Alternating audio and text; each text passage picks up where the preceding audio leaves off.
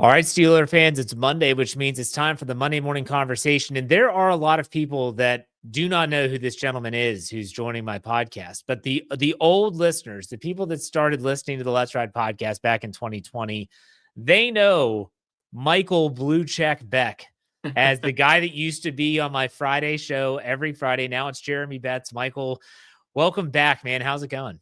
Oh, it's good to be back. Checklist now, but that's okay. Yeah, I'm great. I'm excited to jump on the podcast and be able to chat with you.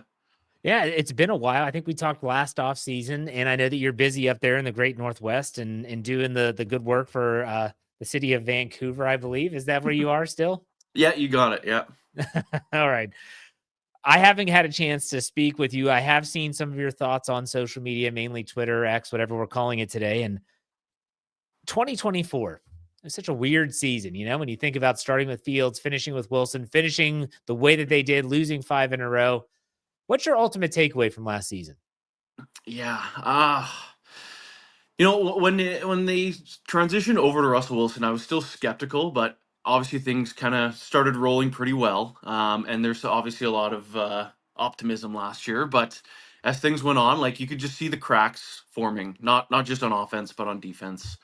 And as it went on there, that losing streak, you could really see where some like huge flaws with this team were, and it was just like this, like year after year, 10-7, first round wild card exit. It's just like just clockwork to how this keeps going. So obviously it was disappointing. I was really hoping we could take a step in a proper direction, but it was just the status quo. But you could kind of see where the holes were, and like it still left a little bit of room for optimism moving forward.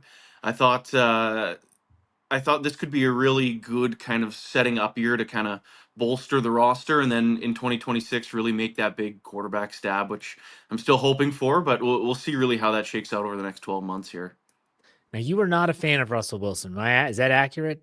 Yeah, well, when they first signed him, like being up here in the Pacific Northwest, I watched a lot of him when he was on the Seahawks. I really did not think he was this world changing franchise quarterback. I thought he was on an amazing roster. He's still like a talented quarterback even in his heyday, Yeah. but I never thought he was this elite of elite quarterbacks, but by any means. And he was really slowing down at the end of his Seattle tenure. Terrible in Denver, and I just did not want him to be like like the only reason why I was like, all right, we can bring him in for a year is because he was so cheap last year. But it ended up being exactly kind of what I expected. Just like can't throw over the middle of the field, one read quarterback, and it just really soured the end of last season. Was it you that gave him the moniker or nickname Captain Cringe? Was that Oh, you? absolutely. Oh yeah, yeah. That is so spot on for me because I had no true opinion of Russell Wilson outside of what you saw in the media with but he is cringy. I'm sorry, like nothing got me more than he signs with the Steelers and he's doing all this stuff that was great for Children's Hospital in Pittsburgh. He was going once a week. I will say that Troy Polamalu used to go once a week and no one ever knew about it. But that's neither here nor there. But the Pittsburgh Penguins are in the same room and he's going in to visit some kids. And it was like the most cringe-worthy moment I've ever seen in my life. So I think you've probably seen it a lot more, right? Like it just seems, I don't know, I hate to say it, but he seems fake, is what it is. Is that the way you see it too? Oh, absolutely. He seems like the guy that rehearses his lines that he wants to say in the mirror the night before. Like, and I wouldn't be surprised by that in the slightest. Like, he's just like so over prepared. Like, he always wants to give the right answer, which like that's great. Like, I'd prefer that than rather than a media frenzy every time someone Yeah. speaks. But oh my goodness, it was to the point where it's like you can't believe anything that comes out of his mouth. Like, it's just like he just wants to say what you want to hear, and he just seems like the stereotypical like high school like sophomore starting quarterback. Like he's not like not to be taken seriously. Oh my gosh. And then you had the situation where they lose their fourth game in a row, the final, the regular season finale. Cam is pissed and he's going off the field. And don't worry, Russell's there like, hey, come on, man. We got to keep it. Dude, not now. Like, really, just not right now. I thought Cam Yeah, was going to kill him. But yeah. Russell Wilson is not on the team anymore.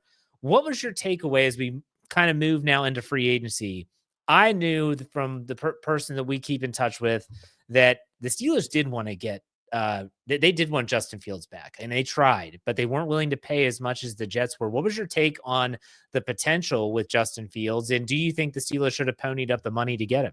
Yeah, yes to both. I think Justin Fields would have been like the perfect kind of transition quarterback.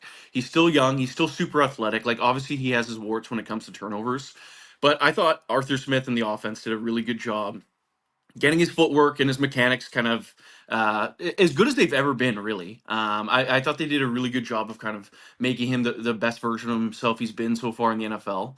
Um, and I think some stability would ultimately have been good for Justin Fields as well.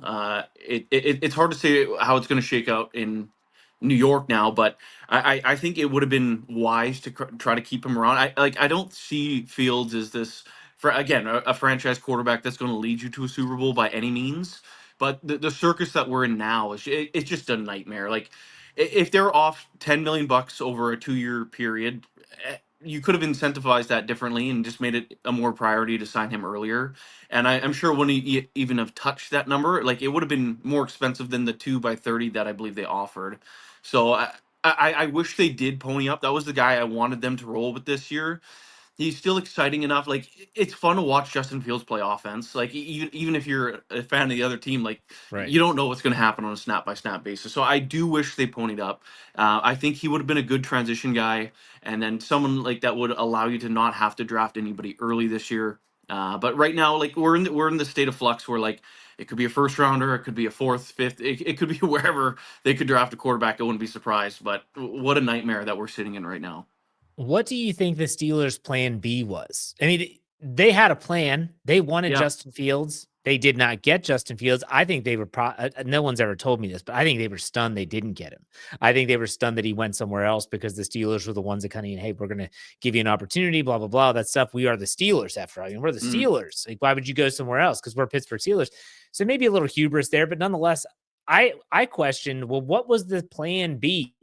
It didn't feel to me like they really had one. What did you think it was? Yeah, it's funny. Like as we're gearing up to free agency, I had a couple media outlets, people I was chatting with, just like about their thoughts, similarity. But it's funny. The name that people brought up a lot was like, "Hey, just keep an eye out for Aaron Rodgers." And it's like, yeah, I guess that would be a plan B. I know, like Mike Tomlin's always been a fan of his, so like Yeah. I always thought like this state of flux we're in now was always the actual plan B. Um, I do wonder how much interest they really had in Matt Stafford. If that like I still don't think the Rams were ever planning on trading him. They just wanted some other team to negotiate the contract for them, and ultimately he resigns the work that somebody else did. But I do agree with you. I think they were like, oh yeah, Justin Fields will be our quarterback this year. Like no problem, whatever. Like he's going to be the guy. And then oh wait, he's going to the Jets. What? Uh-oh. And now they're just stuck again in the state of flux. All right. So Aaron Rodgers, he seems to be, like you said, that maybe he was the plan B. I don't think the plan B was ever to be entering. Here we are, just one full week before the NFL draft, and still not knowing. Like Mason Rudolph gets signed, and I thought that was I'm shocked he decided to come back because the Steelers kind of did him dirty, anyways. But he comes back without knowing what's really on the table, and there's already been some murmurs from players that social media stuff that you see that's like we're kind of some of these players are like, what are we doing? Like, who's our quarterback? OTAs are starting in a couple days, and we don't even know who our starting quarterback is. What are we doing? What is your take on the whole Aaron Rodgers fiasco? Which, as of this being recorded, he has not made a decision on where he's going to play. If he were to sign in the next, like, well, I guess up until the draft, up until that first round starts, I feel like by the time training camp rolls around, we'll more or less forget about all this nonsense. It's hard not to think of Aaron Rodgers as like this guy that obviously has some like narcissistic tendencies and Yes. somebody who wants to be in this limelight, and I'm sure is just loving getting chatted about.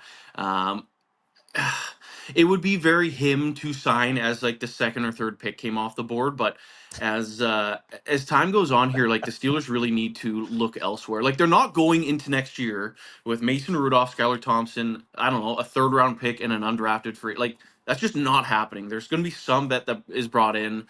I mean, the next free agent, what, Carson Wentz, I guess, and then who knows about Kirk Cousins, I guess. I really don't want Yeah. it to shake out that way. I think Aaron Rodgers on a 1-year deal, though, like ultimately it is probably the best way forward this year. If they signed it 2 weeks ago, I'm sure everyone's a lot less stressed and they can focus on keeping their best defensive player or best player happy and getting a contract done with Mr. 90. But again, we'll see how that all shakes out. It's just really put like this big damper on what has been a pretty decent free agency. I think is like this team is better, but I really want that to get done sooner than later. I don't know if I agree with you when you said there's no way they go into the season with Mason Rudolph, Skylar Thompson, a rookie, and then maybe some other, veteran that they just add. I think the Steelers are saying if we get him, great. If we don't, we'll ride with Mason for a year. And Mason Rudolph is probably good enough for 9 wins. The ball bounces your way, could probably get you 10. That's going to be close to good enough for a postseason berth. We're not expecting a championship, but at the same time, I don't know how long they're willing to wait for Aaron Rodgers. Everyone talks about a deadline. We've been told from our source that they don't care about public perception. They're going to wait, and it's not going to change their draft plans. So you see, I guess the question is, if you had to put money on it, you're at a casino and someone's like, all right, you got to pick the date. When do you think, not even the specific date, but give me time period, pre-draft, post-draft, after OTAs, after minicamp. When do you think Aaron Rodgers signs a deal? Oh goodness, it like this is tough. Like for me, I feel like for Aaron Rodgers, it's gonna be like when would he be talked about the most? So like I feel like you could make the pick like as the first round is going on of the Yeah. draft in a couple weeks here. I could also see him like why wait this long? Like what's the point if the Steelers are the only option? This like if you're debating retirement, okay, I guess like you played the game for 30 years, like maybe you want to take some time before making that decision, I guess. But I don't believe he's actually debating retirement. So I guess it comes down to whether or not he wants to see what the Steelers draft. Like, I don't know. Maybe he sees like, oh, I don't love the running back room. Maybe if they draft somebody that I really like, you know what? Maybe I'll sign then. Maybe I'll just keep waiting for Minnesota or or whoever. If I'm the Steelers though, like I think for that, like if it's me, I'm not going into OTAs without bringing in some other vet, and like I'm not signing or making some big trade, and then also having that offer out for Aaron Rodgers that now that's another 25, 30, 40 million. I don't know whatever that number is going to be. Like that's not going to sit out there. So I have a hard deadline. It's probably the start of OTAs. But if I had to expect and give a date, like I would say it's like either the first day of the draft or like the day after the draft ends. Okay. Now, do you put any stock? I wrote this article for SteelCurtainNetwork.com on Saturday. Do you put any stock into the fact that, okay, Derek Carr all of a sudden has a shoulder injury that could jeopardize his 2025 season? And now maybe Aaron Rodgers' waiting game is like, well, now I have another option. Now I don't have to wait on Minnesota to maybe change their mind. If they need a quarterback in New Orleans, maybe I can go there. Maybe they're offering more money. Maybe it's going to be a better situation for him. I don't know. Do you put any stock into that? Not really. Like to me, the guy. If I have this right, he's the highest paid player in NFL history. Nobody's made more money than Aaron Rodgers. From the last thing I was reading the other day. Okay. Like, how much money do you need to make? What's 30 million versus 35 million at this point when you've made how much? How many Right. hundreds of millions of dollars?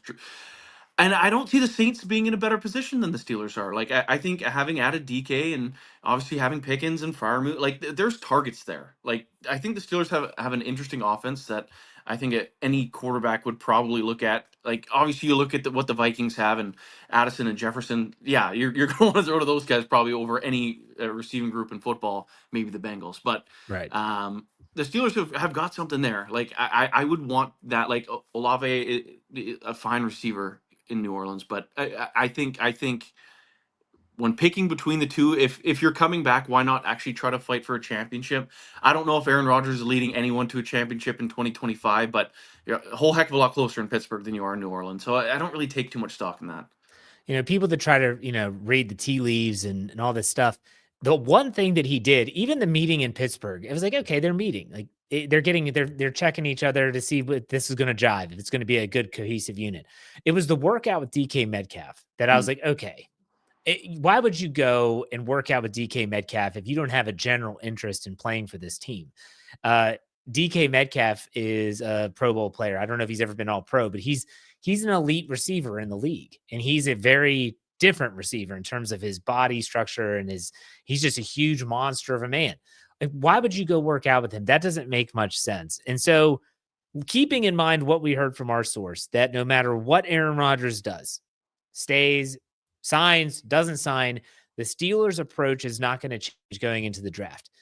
I will say, and I'll see if you agree or disagree, that I believe the Steelers are going to select a quarterback at some point.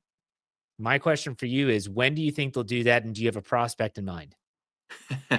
See, I'm not a huge believer in this year's draft class. I agree. I think they will take one. I think not having a second round pick right now kind of hurts because they still need to fill some spots, Yeah. and they're going to have to use the draft to fill and possibly some starters. So I think that third round pick, as much as it kind of hurts that your second pick and now you're spending on likely a backup quarterback and maybe just a career backup, but I think that third round pick most likely, otherwise the fourth round pick. I really like Will Howard. I think the guy has a lot of moxie. I think anybody that can lead a team to a championship instantly makes you a little more credible. Just because it's a hard thing to do, regardless of college or in the NFL, and he was able to do it by after transferring schools. I think Howard is an interesting prospect. I just watched his offseason thing there with John Gruden, and I Yeah. just It's loved very it. good. That was so entertaining. It's like this guy is moxie. This guy's like telling Gruden, like no, like listen up. I'm the guy here who's like Yeah. notoriously a hard person to kind of get along with at times. But I really enjoyed that. I feel like he's probably interviewing really well.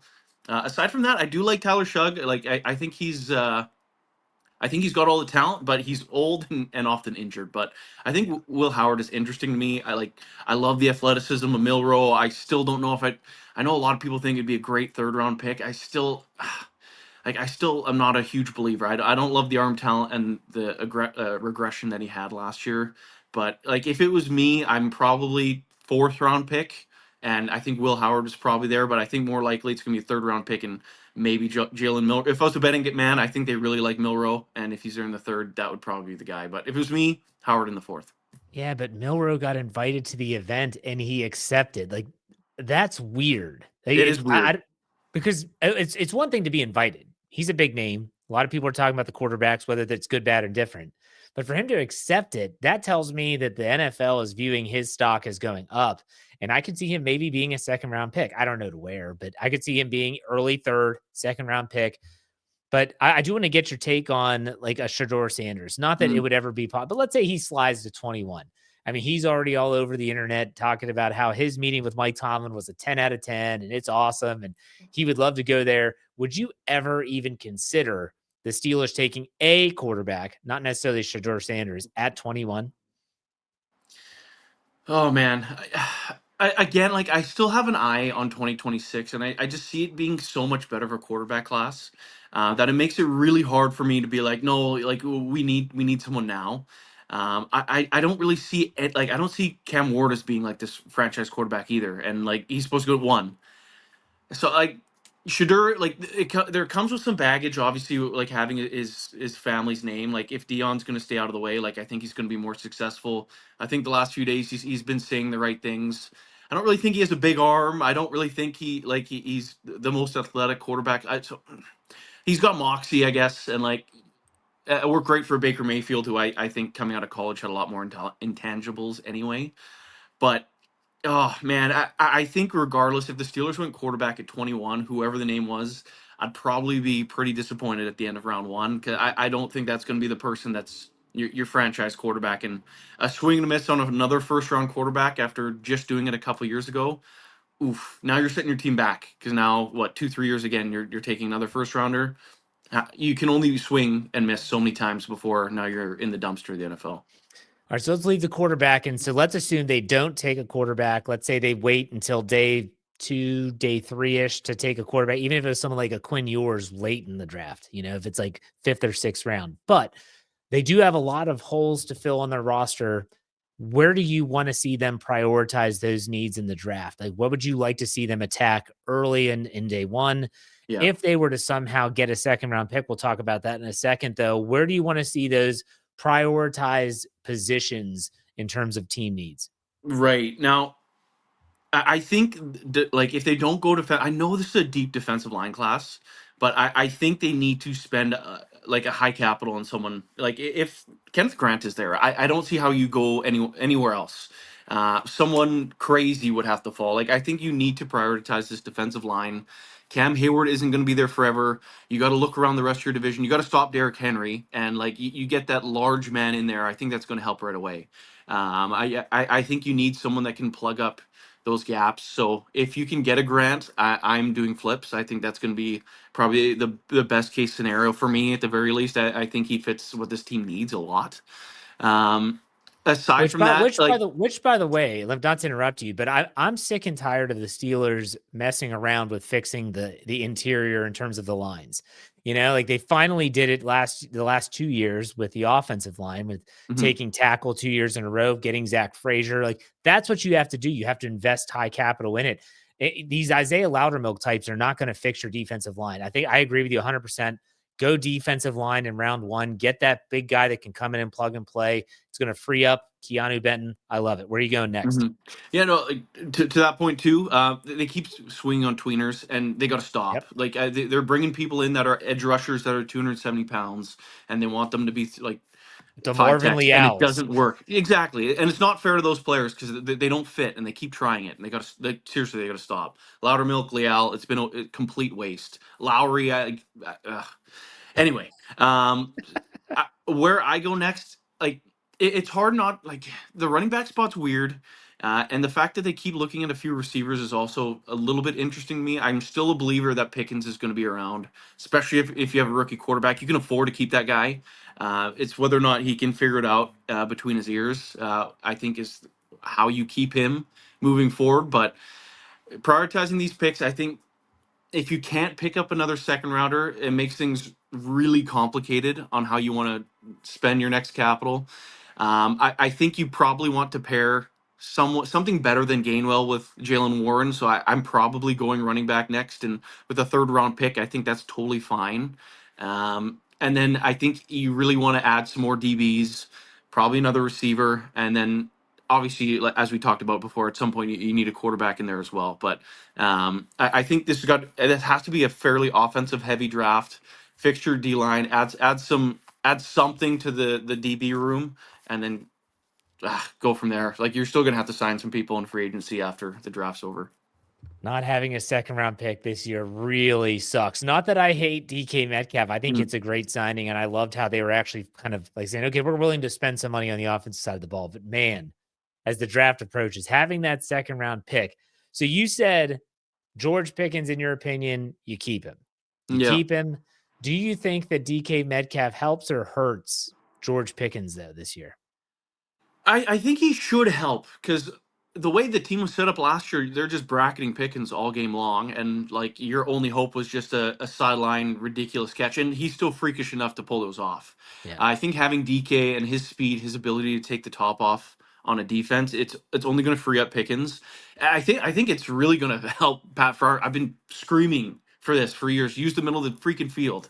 Fryermuth is somebody that should be amongst like top five in all stats for tight ends. I think these receivers should really help with that, so long as they have a quarterback capable of throwing it in the middle of the field, which again has been a pet peeve of mine for the last couple seasons, and it's been really frustrating to watch. But I think DK should help. Like they are different enough players, and they're going to play for the most part on opposite sides of the field. I think it can work. Obviously, there's some drama that will play out throughout the year. It's inevitable with these two guys, but it's the NFL and they're wide receivers. Like that's just status quo at this point. So Par for the course. yeah. All right. You mentioned TJ. You mentioned number 90 earlier. And obviously, these negotiations are just getting started. What do you think the Steelers' approach should be as it pertains to TJ Watt's contract? Do you think they give him, I don't know, $10 more than Miles Garrett so he can say, shove it, I've got more money than you. What do you Yeah. think the approach should be in terms of parameters? Are you thinking like I thought 3-year extension would be 4 years in total contractual control? You can definitely move that money around if you need to. What's your thoughts on a potential TJ Watt contract? Yeah. I mean, the two things they butchered here was the quarterback taking forever on that and then not signing TJ Watt immediately. They Yeah. just like added $10 million a year to whatever contract they got to give him now by waiting. That was stupid. To me, I think the holdup is I'm sure he looks at Myles Garrett, who's from the same draft class, who went first overall. TJ went what 28th or 30th or whatever it was. Like, Mhm. there's definitely a chip on his shoulder there. Like 100%. The year Garrett got the Defensive Player of the Year and TJ came second or whatever it was, he didn't show up. I think that was on purpose. I think he flat out doesn't like the guy, and I think it does mean something to him to be paid more than him. Being like, see, no, like I am that guy, not him. Did he take a slight step back this last year? Sure. I think that's more scheme. I think the Steelers defense did nothing to help TJ Watt and absolutely sewered him statistically by the way they're trying to play defense, which was not the fit of this team. Um, I don't think you can let superstar players go though. It's hard enough to find them. There's franchise guys that you want around. The fact that they didn't pay a quarterback last year, they're not going to pay one this year that like anything significant, and it's almost certain there's going to be some sort of rookie contract next year, like 2026. There's going to be either a rookie from this year or a rookie from next year's class. It's likely going to be the guy because they're not just rolling this. Let's sign 40-year-olds every single year for the foreseeable future. It's going to end at some point. I think you have money and the ability to keep him around. That's someone you want. That's someone you want your young guys to look up to. I hate the idea of giving anyone $40 million a year that's not like QB1, but congrats, guys, you did it to yourself. And I think he means too much to this team to just let him walk, unless you got a stupid trade offer, which I don't see happening at this point. Yeah, I mean, I always pose the trade scenarios, and people get so mad that the Steelers aren't going to do it. Like Dave Schofield gets really angry at me because he knows the Steelers, and I know they're not going to do it. I like going down rabbit holes and just saying, "Well, what if?" I think if anyone gets traded, it's George Pickens, Mm. and that's if it's a second round pick this year, and they can get back into the second round. That opens up a lot of doors. They could still draft a receiver. There's still some talent to be had in those middle rounds. That's the only player I could see. Like people talk about Minka Fitzpatrick. I don't think he gets shipped either. I do think he's trending in the wrong direction in terms of career trajectory. I just don't think the Steelers are willing to part with him. It's just my own gut. You agree or disagree? No, I agree. I think if you're trading Pickens though, it's got to be for like a premier pick, and who really like the receivers are growing on trees these days. I know this isn't a strong receiver class, but it's almost makes it like what was the point of the DK trade if you're trading for anything less? And he's going to get you a third round comp pick whenever he like if you were to sign to another team anyway. So like unless it's like a top 50, even more like a top 40 pick, but who's paying that? Right. If someone is like, sure, maybe that allows you to go get an Igbuka or a Golden or something along those lines that you can be happy with and aren't paying much. But like $3.6 million is nothing for George Pickens for one more year. I think a franchise tag, like I know people claim to know George Pickens would never play on that. It's still a huge paycheck on a franchise tag. I think it makes a lot of sense if you can't figure out the in between the year stuff like I mentioned earlier. But I have a hard time seeing a player for picks swap at this point. I think it'd be a kick in the teeth to guys like Cam Hayward. Like, why are we keeping this guy around that really seems to be compete wants to win a championship? If we're like taking away from this roster for rookies, it's not helping that this year, which I think is a big thing. I think you kind of have like 2 years left here with this kind of defense the way it's set up to have any shot at anything for them. And even then, you're going to need some other teams to have some bad injury luck to go anywhere. But if they're acquiring a second round pick, to me, I think it's the first round trade back, which is kind of the ideal scenario. Is you're able to trade back in the first round, pick maybe an early third rounder. Maybe a team is willing to give you a second round pick, and now you still get that defensive lineman. That's kind of the dream. I don't know if that's going to play out Yeah. that way, but that's the dream, I suppose. All right. Well, let's save the best for last here. With all the stuff that's happened, you talk about since the last playoff victory, been a while, almost 10 years. You talk about some of the mismanagement of the roster that we brought up here just last offseason. Where's your trust level with Mike Tomlin? Oh, it's starting to get thin. Like how many? Like we're in football purgatory. Like every single year, 10-7, first round exit. Like I understand he is beloved by players. I do think he's a great coach. I think he's gotten a lot out of teams that weren't very good.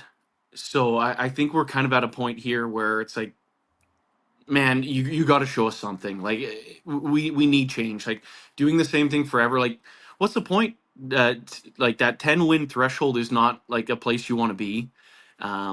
Obviously, I think they're stuck until they can find a quarterback. They're not. I don't think you're breaking through that unless you find somebody that can actually like go throw for throw with an Allen or Mahomes, and that's asking a lot. Yeah. That's not an easy thing to say.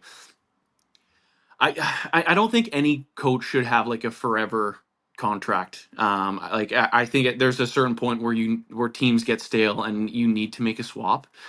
So yeah, we're kind of at a point here where, like, if they went 10-7 again and it's another wild card exit, oh man, I, who's available? Like that's probably the question. I'd probably start looking around. Like we got to do something different here. Yeah. Like the fan base can't like forever keep supporting the same stuff over and over. Like, well, would it be 3 or 4 straight years at 10-7 in the first round? Like that Yeah. would be, to me, that'd be worse. I'd rather them go, what, I hate the extra game, but 6-11. I think that would be a 6-11 to me would be a better year than 10-7 and a wild card loss. Like, oh my gosh, I don't know, like, especially like the fan base online would be losing their mind Well, with a 10-7 I year. don't disagree with anything you said, but I also know there's no chance in hell the Steelers are getting rid of this guy.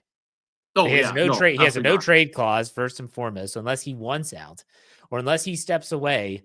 He has that forever contract. Like I hope fans realize that as frustrated as we get, they're not going to be changing anything. So it's frustrating. It's Yeah. been a frustrating few months going back to last season and how the off season's played out. But nonetheless, Michael, I want to thank you for joining. I want to give you an opportunity to plug social media handles and all that fun stuff so people can follow you there. Yeah, I mean, if people want to follow along, like, I'm always talking about the Steelers. It's just my outlet on X. So at Michael Beck 56, if you want to follow along. This team frustrates the crap out of me sometimes, and I just need to vent. And it's such a good platform for that. It is. But I love roster building. Like, this time of the year is exciting. Like, I'd rather be watching football, but roster building I think is really cool. So I'm always, like, all year long. It's always Steelers, 12 months a year. I'm going to have you back on after all the dust is settled, when maybe right before training camp to see, okay, what do you think about how the draft played out, the offseason, who's the quarterback? We'll be having some fun there. But Michael, thanks for your time, man. I do appreciate it. Stay safe up there. My pleasure. Thanks, Jeff.